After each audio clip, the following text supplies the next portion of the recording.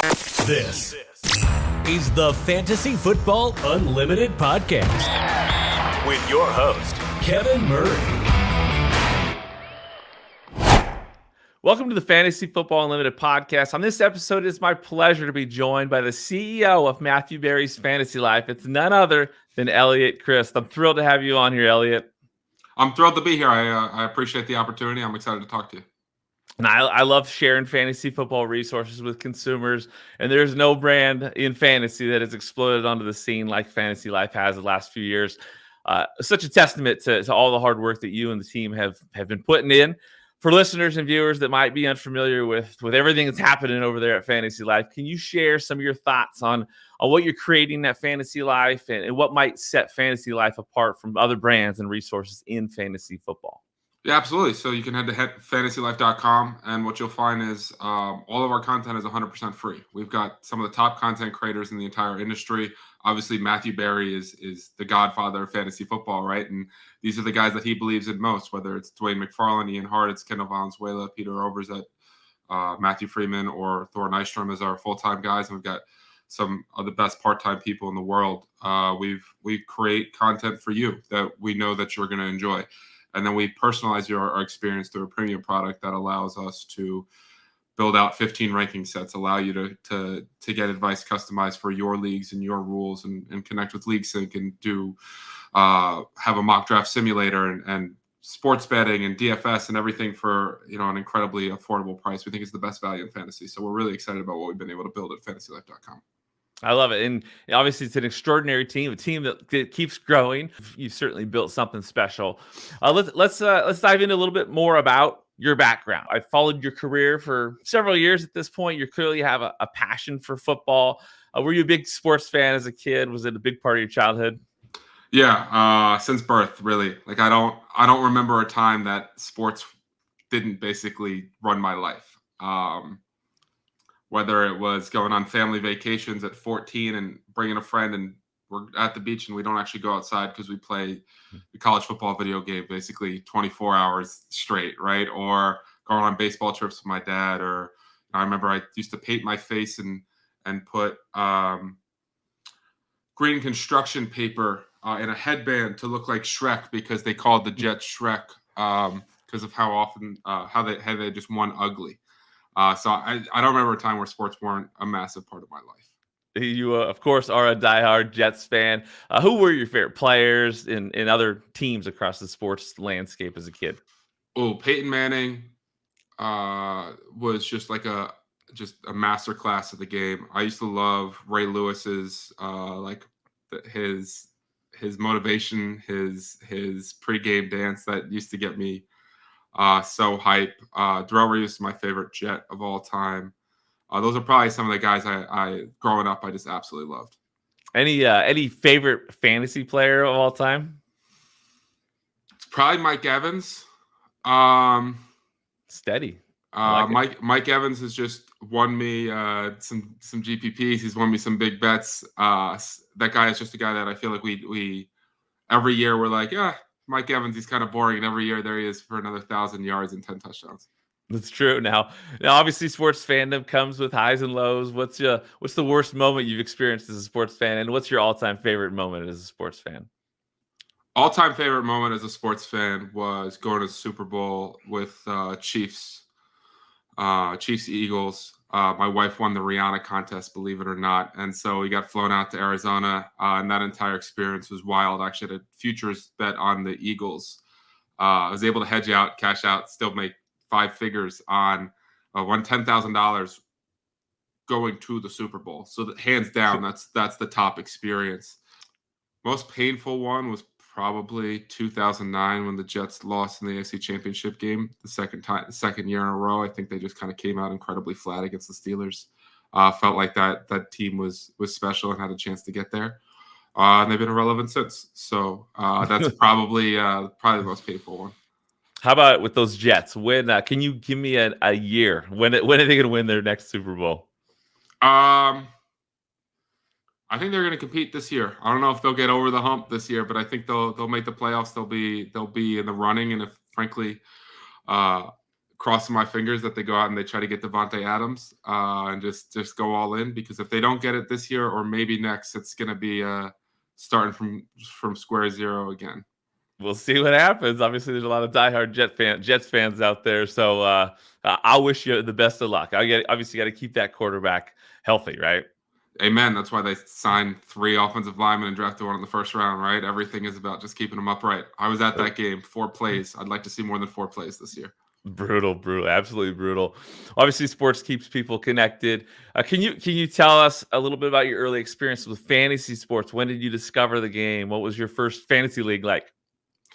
I think my first fantasy league, I was 11 years old, and there was a fantasy league with a bunch of kids that I played baseball with, and one of the guys had to drop out. He couldn't make the draft, and they asked me to join.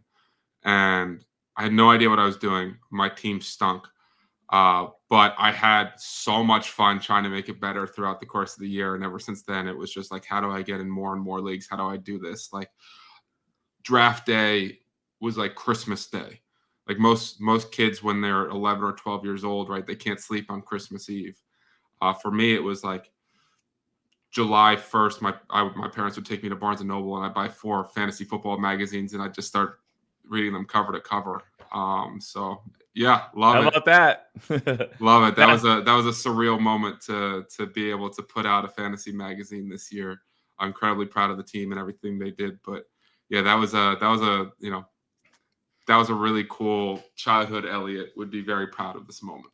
For sure. And for the listeners not watching this show, I just held up a Fantasy Life magazine, which is pretty sweet to see that in stores.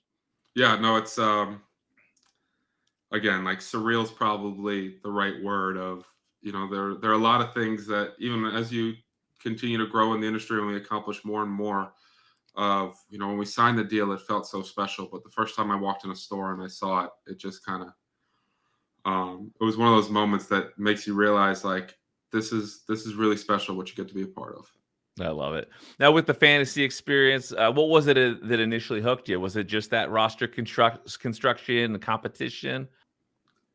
I think it's tough to narrow it down to one thing, right? The community aspect and the way to compete with your friends was great. The roster construction, honestly, the second guessing and looking back every day about why did I pick this player here, or trying different strategies and falling flat on your face, or going against the experts because I'm 13 years old and I know better, and then realize, well, I probably should do research and all that kind of stuff, but learning how to formulate my own opinions. And honestly, like when I was 12, I shattered my leg, or shattered is probably a stretch, but I broke it in 7 places and tore every ligament in my knee, and I became bedridden.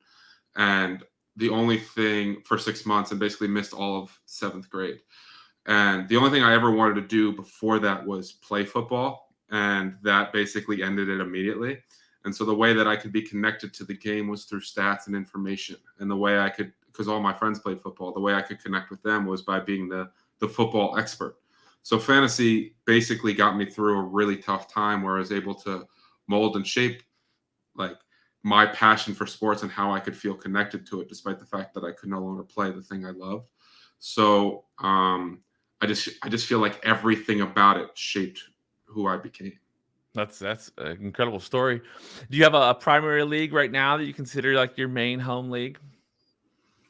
Honestly, one of the rough parts about doing what I do is that my friends basically said, we don't want you in our leagues anymore. They're like, you can't tell me you did 400 drafts on Underdog and these are our 2 leagues and I'm going to compete against you, right? So I try to do like one high stakes league every year that I'm really engaged in. I have some dynasty leagues with some people in the industry. Ton of drafts on Underdog, but I would say I don't have like that one home league anymore. It's because, and I hope they're listening to this, but my friends are bad people. I love that. Any fun traditions that you had in the past playing in home leagues like that, where whether it was a live draft or punishments or trophies, that kind of stuff? Yeah, the live drafts is definitely like the in-person, the smack talking, the running up, putting the sticker on, all of that. I think is like that's what one of the things that makes fantasy football so special is it's just such a community-oriented event, right? It really brings people together. We get so many responses to our newsletter talking about how, they're still friends with people from 25 years ago because they play fantasy together. And if it wasn't for fantasy, they'd never talk to them. And I think, honestly, I think that's what makes fantasy football so special. I mean, that's the foundation in my book. It's that home league experience. It's the connections. My main home league. It's friends from elementary school, junior high, high school, college. Colleagues all built into one league, right? And you stay connected with people that have had an impact on you, your whole life. So I love that. That concept of the community component of fantasy. It makes it specially. It makes it extra special for sure. Now, prior to diving into the industry as a career, what was your vision for your future and career aspirations? I think, like a lot of young people, I didn't know, right? I think a lot of people, when they get out of college, like, your life is so structured. It's you do this, and then you get a job. And, I was like, I love sports, but I'll never be able to work in sports. One of those, like, it kind of felt so intimidating to even take that leap, that I got a job in finance where I was like, I'll do this, I'll make money, and then I'll watch sports and I'll be connected to them that way. And then 3 years into it, I kind of realized, like, this just isn't for me. And took a leap of faith and ended up taking I took a trial position at PFF and ended up working, part-time and kind of worked my way into the industry. But when I started all of this, it was never about, like, what's the mountaintop. It was much more about how do I take that first step and the next step and continue to build and grow. What did you gain most from your experience with PFF? Probably, I would say two things equally. One is a work ethic, and two is a network. Right, having a brand like PFF and being able to be under that and be able to create a social persona where it kind of gives you more validity and you can build a network. But also, like, one of the things about PFF is it's very much in that part-time world, kind of the cream rises to the top, right? And I'm not trying to say that I was the most talented person, but there's a few of us there at that time who just, if you were online, they were online. Like, it was just like how much work can I do to prove myself, whether it's myself or Austin Gale, who's now one of the top content people at The Ringer, or Brett Whitefield, who just took the COO position at Fantasy Points. PFF has had a lot of talent go through there, but I think it's like you can learn so much if you put your entire self into it. And I think once I had a passion for something, I think I unlocked and learned the ability to truly kind of, like, outgrind people. I love it. No, it's obviously hard work. Definitely pays off in the long run. How about your time with Matt Miller at Bleacher Report? Obviously, he's with ESPN. What did you gain from that experience?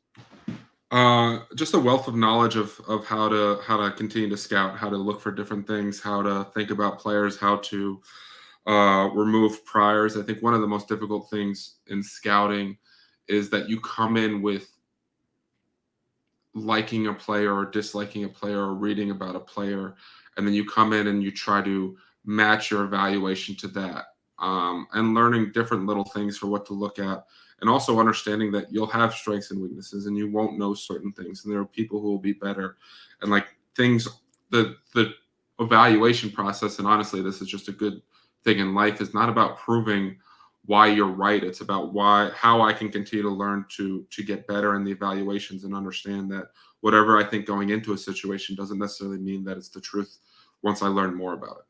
That's good. That's good. Now, you went on, obviously, to have significant roles at the Quant Edge, FTN Network. What were those experiences like? What were the similarities and differences in those roles that you had there? Yeah, I think, when I got the job at TQE, didn't necessarily know what I was getting myself into, if I'll be 100% honest. Like, I was employee number 4. I thought I was coming over and I was going to be a football content creator. And then, by the end of the first year, I was the chief product officer, and I was overseeing every aspect of the company, from creating the content to running the content to working with the quants on building the models to owning the product and the website and trying to, in a, um, work with consumers on what they were looking for. And honestly, like, it's almost like, baptism by fire, so to speak. And I'm not trying to pat myself on the back or talk about that, or like say like, it was so hard. But when you go through so many different situations and you have to learn everything, it just creates, it's like one of those situations where people say like, when you go through the storm, it's not about making through the storm. It's about who you are when you come out of it. And I think that's honestly what I really learned, was that I was able to handle tough situations. I was able to figure out different things. I was able to learn about the business side and what it takes to raise capital, or what people are looking for, why certain directions are wrong and why certain directions are right. And so I made a lot of good decisions, and I made a lot of bad decisions, and I had an opportunity to learn from my failures, and got obviously the COO position at FTN, where there were a ton of big names, and it was a really big opportunity for me, and we built that site with a lot of talented people, and really grew and developed. And again, I made a lot of good decisions, made a lot of bad decisions, learned certain things that work, certain things that don't, and was able to parlay that into the opportunity with Matthew. Yeah, I was gonna say you obviously wore so many different hats with those companies. How did those experiences help you, help prepare you for your role at Fantasy Life?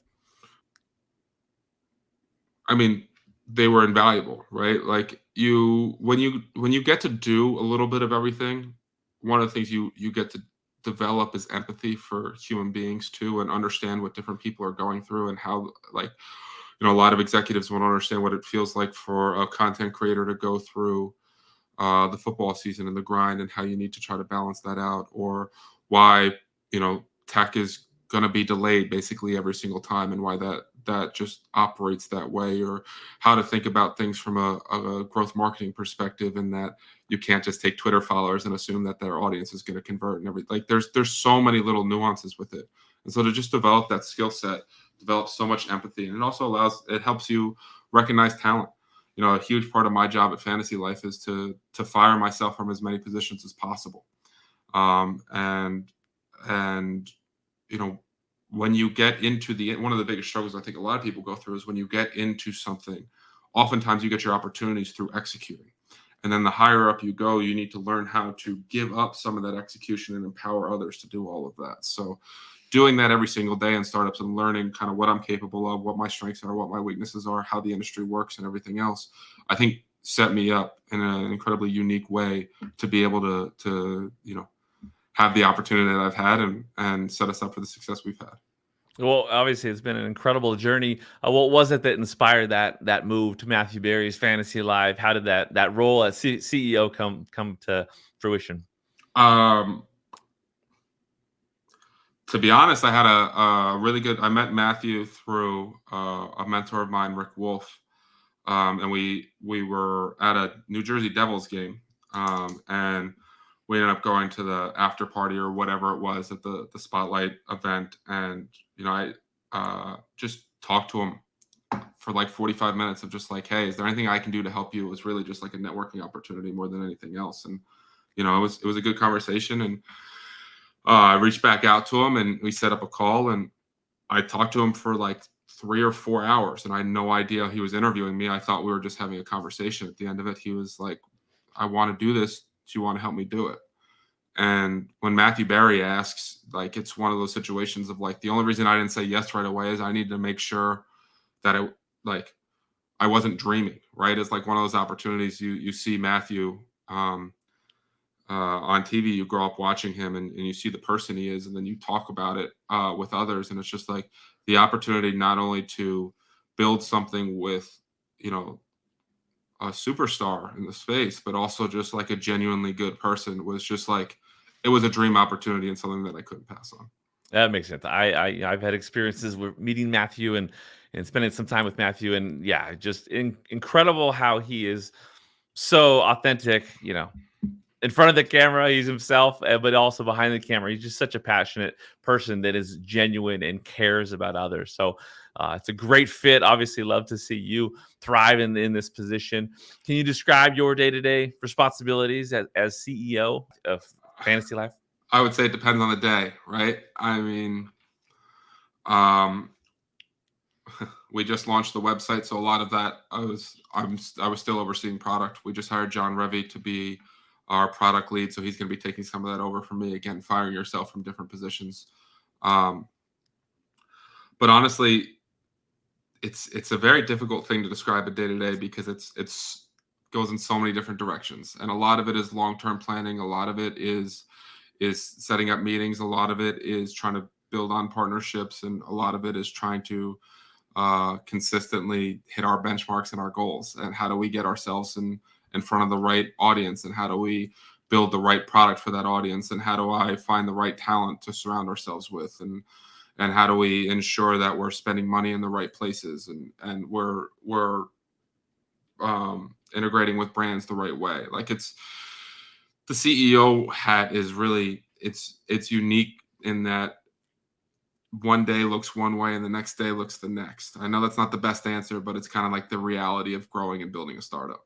For sure, for sure. Now you have, assembled an incredible team there. What's been the methodology behind bringing this team together? Yeah, Dan Kaufman, who's our chief strategy officer, taught me this. Or I guess he taught me the saying, but it's you can have A plus ideas, but if you have C plus people, none of it matters. And so everything that we're trying to do here at Fantasy Life is around building around talented, hardworking, good people, right? Everything is that. I mean, the interview process here is very difficult, right? We get thousands of applications, but you have to kind of really be methodical and not try to rush to fit a role, but fit the role with the right people, because it's not just about what you need today. It's about how you need to grow and scale and build an operation and an organization that has the opportunity to put people in roles where you can have 30, 40 full-time people and grow into that. Um, like, one of the great things about myself and Matthew is we have an incredibly strong network and we're able to build off of that. But one of the things you want to make sure you do too is you want to go outside of network, because otherwise you just have a lot of people with the same background and the same voices. And so you need to find people that are comfortable speaking out, taking chances. They're not scared to fail. They're able to run different organizations. They're good people. And, ultimately that's the biggest reason for the success is the people we've surrounded ourselves with. Yeah, it's an incredible team for sure. Now, in your case, what leadership principles do you follow to ensure that the team continues to be effective and motivated and passionate about the goal for Fantasy Life? Yeah, I mean, I think one is communication. If you don't communicate properly with your team, and they don't understand what the vision is, and I think it's so much more.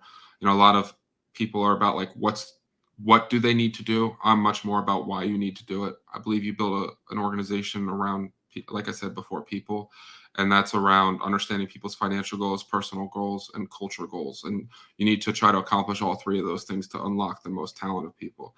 You got to be hard on people sometimes, right? You got to hold people responsible, but it's really about showing people that there's a reason we're working hard. There's upside here. There's opportunity here.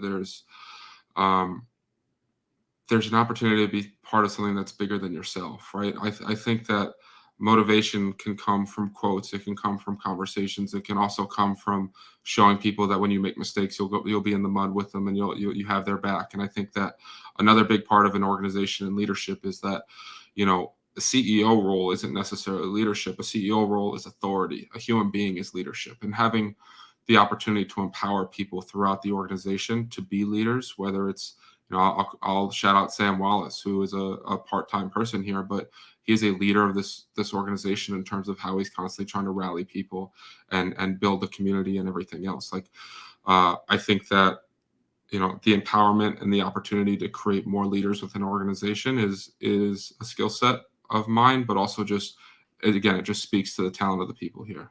That's fantastic. Now, what strategies do you use to ensure that Fantasy Life's content remains fresh and engaging? You hire Dan Kaufman and Nando DeFino, to be honest, right? Like, Dan was the editorial director at The Athletic and was employee 11 there and grew that to over 400 people. And he was Matthew's boss at ESPN. He's overseen digital, TV, print. Like, he's kind of seen it all, done it all. And Nando might be the most creative guy I've ever met. And so you kind of lock them in a room and you have a lot of opportunity, and then you hear from the content creators on what they want to do, and you try to mix in how do we create content for a target audience, and how do we create content that the content creators really want to do, because that's again how they become authentic and their personality comes out, and you build off of that.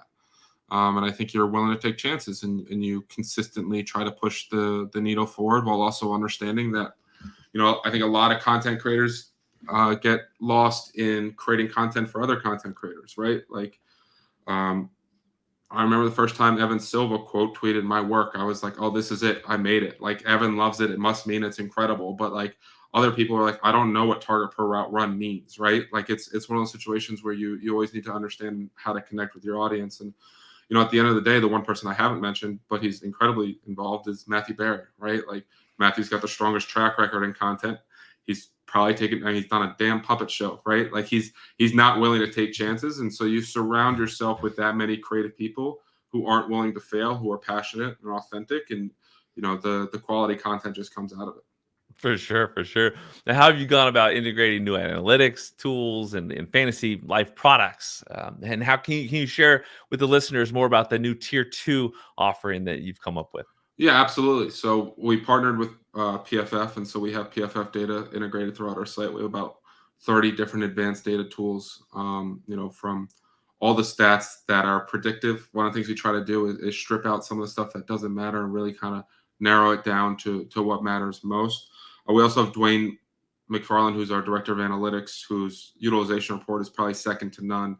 The first time he sent me the spreadsheet of all the stuff that he has with 9 million tabs, I was like, oh, I thought I liked data, and then I met you, right? But one of the things we've tried to do is also build that into like player comparison tools, and we're going to be launching a lot more of that here in the coming weeks. But Tier 2 is really about, you're getting all the advanced data, you're getting all the projections, you're getting betting models across the 4 major sports. You're getting DFS pick'em models across the 4 major sports. You're getting a lot of tools that are becoming out in the next 60 days that are just never before seen, really helping the average person make bets and make better fantasy decisions. And you're getting that entire personalization experience where you can connect all your teams, and across this data suite, you'll be able to understand, if I've got these 8 players and I'm looking at this table and they're not popping up, or they're popping up here, I start to understand kind of how this relates to fantasy, and it gives you an opportunity to be educated on all of it. So we try to have data for the most advanced person. Frankly, it's the tool set Dwayne uses, and he might be the most advanced person, and also make it so it's a way so it's digestible and easy for people to understand who are kind of trying to get into what does this data mean and everything else. Yeah, it's just been so fun to see the evolution of Fantasy Life, the growth, from year to year. You guys are doing amazing stuff. What role does community engagement play in the growth and success of Fantasy Life?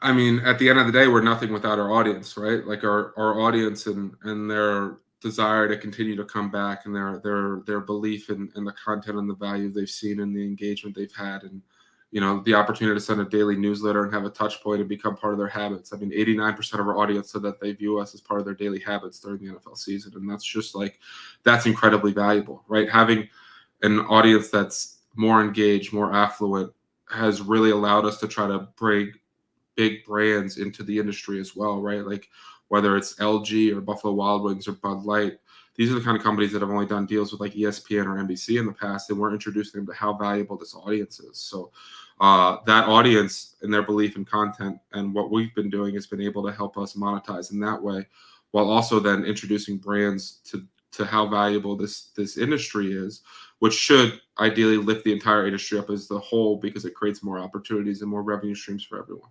For sure, for sure. Now, you've obviously seen a lot of changes over the years in the fantasy industry. How do you see the industry evolving over the next 5 years, and what role do you see, or what role do you envision Fantasy Life playing in the evolution of this industry? I mean, I hope Fantasy Life is the leader of the evolution of this industry, right? I think one of the things people say is that the industry can be oversaturated. And I think one of the things we can get lost in is a little bit of the Twitter bubble as well. But I think sometimes oversaturated is a very unique opportunity for innovation, right? I think we've seen a lot of mom and pop shops open up since COVID, and it makes a lot of sense because individual content creators have been able to launch their own brands and kind of build their own thing, and that's fantastic. And it's how do you build off of that, right? How do you take chances with tools? How do you do more than just like a ranking set for half point PPR? That's one of the things we launched this year, right? We've got ranking sets for ESPN, for Yahoo, for 14 teams, for 8 teams, for 2 wide receivers, for 3 wide receivers, for changing draft strategies, how does zero RB impact these different things? Because a lot of people only do underdog drafts and they hop in an ESPN league where there's only 2 wide receivers, and the guy they're taking in the 5th round is now going in the 12th round, and they don't know what they're doing, right? Like it's about how do you constantly push the needle forward, and how do you create a more personalized, customized experience for people? And then the fantasy fan is continuing to get smarter and smarter. So how do you get digestible data? How do you get them the information they're looking for? And I think that's one of the things that we're really trying to do at Fantasy Life. And I think we're just scratching the surface on what our potential can be. That's awesome. Now, on a personal note, what were the pivotal moments or key decisions that really specifically stand out to you that impacted your trajectory in this industry? For me personally, or for Fantasy Life? For you. I mean, taking a chance on PFF was definitely the first one, right? I think, and then doing it with TQE too. I got reached out to by a recruiter. I was talking to a couple of other companies. This was a bigger position than, frankly, I was ready for. I think, if I could credit my success to 3 things, it would be, like, I think I grew up a lot like fearing failure, and one of the things I got over that once I was passionate about something, and once you stop fearing kind of the thing that could go wrong, or things do go wrong, and you get through it, you kind of really build up a ton of resilience, and you build up a ton of mental callous. And I think me overcoming that fear of failure has been one of the biggest pivotal points of my life. Surrounding yourself with friends and family that like pick you up and believe in you when you struggle to. And then honestly, like, there have been so many people who believed in me in this industry probably before I even deserved to be believed in. Like Scott Barrett, he was a big deal on Twitter, and I was a nobody, and we ended up living in the same town. And he was like, "I like your scouting stuff. Can we like hang out at a bar and watch film together?" And he introduced me to so many people. Evan Silva. I said I haven't talked to Evan in a while, unfortunately, just because we're both busy. But he used to call me and give me different bits of advice. Scott Fish was someone who I learned a ton from. Rick Wolf was someone who believed in me so much.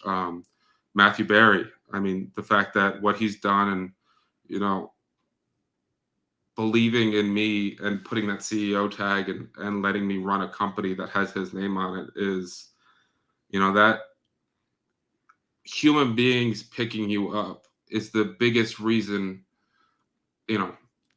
I think you develop and you become the person you are. So I would say that it's the people I've surrounded myself in my life, and then overcoming that fear of failure. I know that was a much longer answer, but No, it's great. That's probably the truth.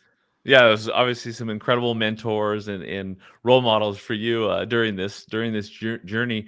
How do you manage the pressure, the high expectations that comes with being a CEO in this fast paced industry? It's a great question. One of the things about pressure is that I mean, I like to say pressure is a privilege. If you're feeling a lot of pressure, it means what you're doing matters to you. I think that, I'm like very confident in who I am. Like, I joke that a lot of people could tell you what Nike's brand stands for, but not many people could tell you what their own is.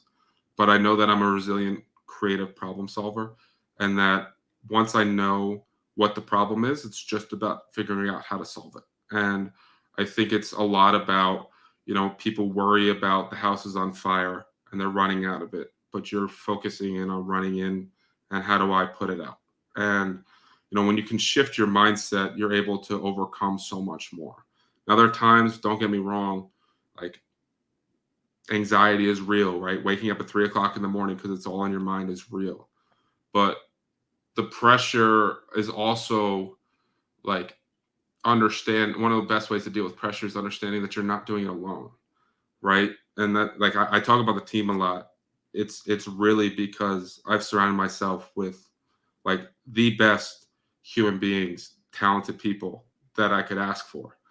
And like it makes it so it's bigger than you too, right? Like I think that's one of the gifts of leadership is that one of my favorite quotes about leadership is actually from the Dumbledore movie, which is of all places, right? But it's he says all I ever wanted to do was lead these people, and he says no, you wanted them to follow you.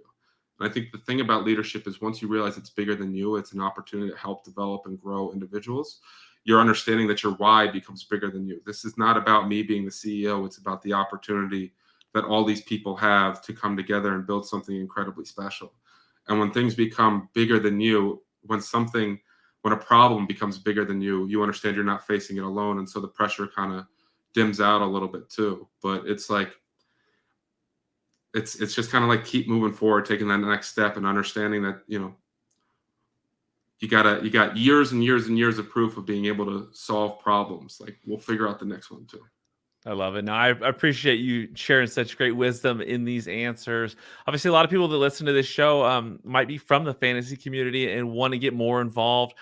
What is it that you would recommend to them? What advice do you have for people that want to get more involved in the fantasy space and content creation, or become leaders in this field? I think authenticity is the first thing. Don't try to be someone you're not.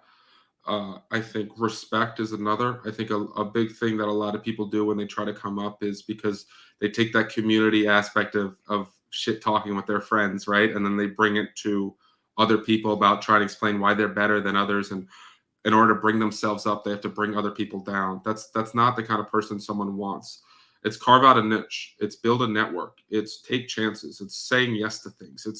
It's understanding that you're gonna need a lot of reps. You're gonna need to get better. You can do a podcast. You can guest on someone's podcast that might only get 10 views, but you have no idea where that person's gonna go and where you're gonna go in the relationships that can forge. So I would say like take chances, be authentic, be a good person, and try to build as strong of a network as possible. And networking obviously is a huge part of this community. There's so many great people. Obviously, the Fantasy Football Expo is a special event where people can get together, and I've seen so many personal relationships and professional relationships grow and be created at that event. What has the experience, interacting with this community, the friendships you've made, the relationships you've made, meant to you over the years? I mean, our head of growth, Stefano Vaccarino, was in my wedding. Um, you know, I've I've got people who are lifelong friends that I've you know developed relationships with this over the year. Um, the amount I've learned from people, the amount I feel like I've grown from understanding so many different people. And I think one of the other great things about fantasy is it's from people all over the country.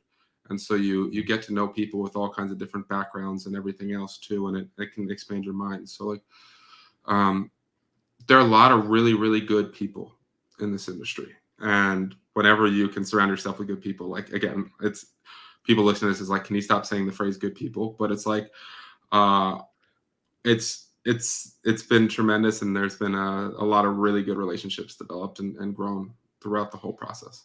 What's been your experience at the expo, attending that event? um I've gone twice now. The first time we went with 4 people. Last year we went with like 15. So last year ended up being a much more team oriented event. I love the outdoor bar with the preseason games on, and they're Yeah. playing cornhole, and but the opportunity to just meet so many people that you've interacted with on Twitter. I think my first reaction so often is like, "Oh, you don't look like your avatar," right? Like it's Marcus Mosher, great cowboy guy, always had Mike Tyson, the digital Mike Tyson. The first time I saw him, I Yeah. was like, "Wait, what?" And of course, he doesn't look like digital Mike Tyson, but like it puts a face to a name and it humanizes people, and you realize that hey, I might have disagreed with your take or something like that, but you're a great guy, and it kind of really, I think a lot of people in fantasy, when they disagree with something, they can almost take it personally against that person. And then once you meet people, you realize kind of the quality human beings they are, and it makes you a lot more empathetic. And it also like it helps you develop partnerships and everything else. Are you heading back this year? I don't think we're gonna go back this year just because we have a different team building event like the week before. So it's tough to go back to back weeks. Otherwise, I would be there. Absolutely. No, it's a fun event. Obviously, not everyone can make it every year, but I definitely recommend getting back because again, I think the community loves having you guys. Your presence there last year was amazing. The Fantasy Life, the presence with all the gear was fun to see for sure. It's just an event that brings people together, like you said, people from every corner of the country. People come together with that common love of fantasy, and obviously, great community is what occurs from that. Let's dive into some rapid fire questions. I'll just throw out some questions. Let me know what first comes to mind. Let's do it. What's one thing people don't know about you? I'm 6'3". The way I sit in my chair on camera a lot of people when they first meet me, they're like, I thought you were like 5'5". I was gonna ask that when you do meet people like at the expo, are they surprised by your height? Very often people are like, oh, you're a giant. Yes, I didn't. What memorable moment or achievement in your career are you most proud of? Honestly, launching this premium product a week ago, the work that it took to accomplish that over the last 8 months, and the way the team rallied together, like getting that off the ground and kind of building all of this, like and then partnering with NBC on it, like that's probably the thing I'm single most proud of. Huge achievement. What's been the most rewarding part of your experience throughout this time, this journey in the industry? The person I've become. That's great. That's a great answer. If you weren't in the fantasy sports industry, what career path do you think you would have pursued at this stage? I don't know if you've ever watched Thierry Henry, but they asked him that question of like, if you weren't a football player, what would you do? And he was like, I would be a non-pro football player. Like, it's the only thing I have no idea, because it's like the only thing that I'm focused on. It's a great answer in it. What do I think of when you say that is that your experience at 11, breaking your leg, and how football, in fantasy and stats, like kind of it's a huge part of your recovery in that. It makes sense that this is where you're at right now, just given your background. I love that. What are some of your hobbies and interests outside of fantasy sports? I like traveling with my wife. I like going to dinner. I like the new NCAA video game. Honestly, I'm kind of a homebody. I like spending time with my friends. I like spending time with family. I don't do that much other than work and spend time with the people that matter to me. Did you bring Thor onto the team just to have a partner playing that game? Ian is also diehard on the game. Okay. I don't Okay. think I want those problems at all. I used to love the game. I used to be good at it. Don't have that much time for video games, and I feel like I'm just going to get smoked by 12-year-olds. But Thor is an incredible content creator, A+ human being. Big reason why I brought him on. I do love to say, I tell the team all the time that we're assembling the Avengers, and when you hire a guy named Thor, it really it brings that home. So that 99% was Thor's quality of as a writer and as a human being, but 1% was definitely so I could continue the Avengers bit. I've always, described you guys as the Avengers in fantasy Avengers. Obviously, TMR with his experience in the movie and whatnot. But yes, I definitely saw that connection with Thor. I think that's awesome. What's your favorite part of the role of CEO? I would say two things. One is like strategic planning and deal making, and the other is the leadership aspect of it and the opportunity to work and grow and help people achieve the things that they want to achieve. That's awesome. What's your all-time favorite TV show? Game of Thrones. Okay. Are you watching House of Dragon? I am one episode behind, but I am Okay. watching House of Dragons. Yeah. What do you think of that one? I think it's not as good as Game of Thrones because it feels a lot more predictable, but I feel like it's still really good television. Yeah, I thought it was kind of a slow start, and then I'm pretty hooked now. What's your all-time favorite movie? Gladiator. Oh my Gladiator by gosh. far. Like, I mean, I have Gladiator tattooed on my arm, so I feel like I have to make that. I love Let's it. go. Maximus. Yeah, that's right. I wanted to name my son Maximus Aurelius III. I don't have a child. And I don't even know where Chris falls on that, but my wife nixed that one. Very excited for the second one. I was gonna say, are you excited for round 2? Denzel Washington is my favorite actor. Gladiator is my favorite movie. It's really tough for me to say that. Like, I know a lot of people are like, they didn't need to make a second one. You make a second one, you put Gladiator in, or Denzel in, I'm going opening night. I'm there with you, buddy. What's your favorite artist, musician, band, or all time? I'll get made fun of for this, but it's probably Ed Sheeran. Okay, no, I respect that. Now back to movies. How about a sports movie? Oh, I think it's got to be Remember the Titans. Okay. There's some more Denzel for you. Yeah. All jokes aside, like, we've literally talked about naming our child that we do not have and are not expecting to be super clear, but for some reason, baby names have come up twice on this that I brought it up. But Denzel James after Denzel Washington. So that's awesome, James. Now that's my middle name, so I can appreciate that. Love it. What's the best piece of advice you've ever received? As you continue to grow and you get in leadership, it's not about you. It's about it's about the people around you. That's great. Now you did mention travel. What's your favorite vacation you've ever been on? It's got to be the honeymoon where we went to London, Amsterdam, and Greece. That was once in a lifetime trip. Great. Do you have a bucket list vacation destination? Japan. Okay, I'm looking into that. We're actually looking into that maybe for next year. So lots of exciting possibilities in Japan for sure. What are you most grateful for at this time? Definitely, my friends and family, like, hands down. Great answers. All those are great answers. I love, some of those, particularly Gladiator. That's fantastic. But you're right. I mean, obviously, friends and family. That's where it all, settles in when it comes to just gratitude and appreciation. I love that. So, Eliot, what's the vision? What's the vision for Fantasy Life, and what new features and services can users look forward to right now?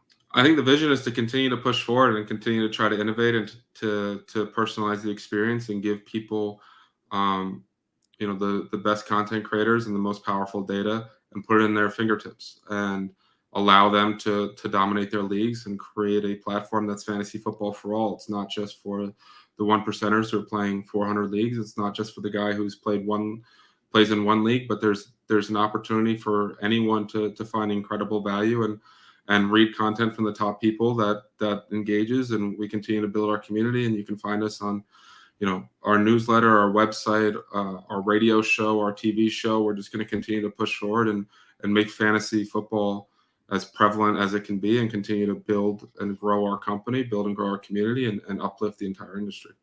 Exciting times ahead. I'm rooting for you all the way. Anything else that we haven't covered that you want to share before we close things out? No, I appreciate you. I thank you for the opportunity to tell my story. I think it's great that you do this, and you kind of, you humanize a lot of people, and you give people a chance to tell their stories, and you're, just hats off to you. Appreciate it. Very much appreciated. Can you tell listeners where to find you? You can follow me on Twitter at Eliot Crist, EliotCrist. But forget finding me, find Fantasy Life at fantasylife.com. There we go. Thank you so much, Eliot, for joining me. Such a pleasure to have you on here. Wishing you all the best in 2024 and beyond. And obviously, I hope to see you in Canton in the future. Maybe we'll see you in Boston next week. Is that possible?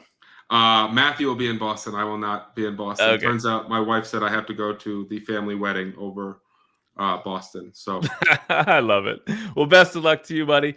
Wishing you all the best. Thank you very much. I appreciate it. Thank you for listening to the Fantasy Football Unlimited podcast. Until next time, be sure to follow and subscribe to all of FFU's social media accounts for daily content.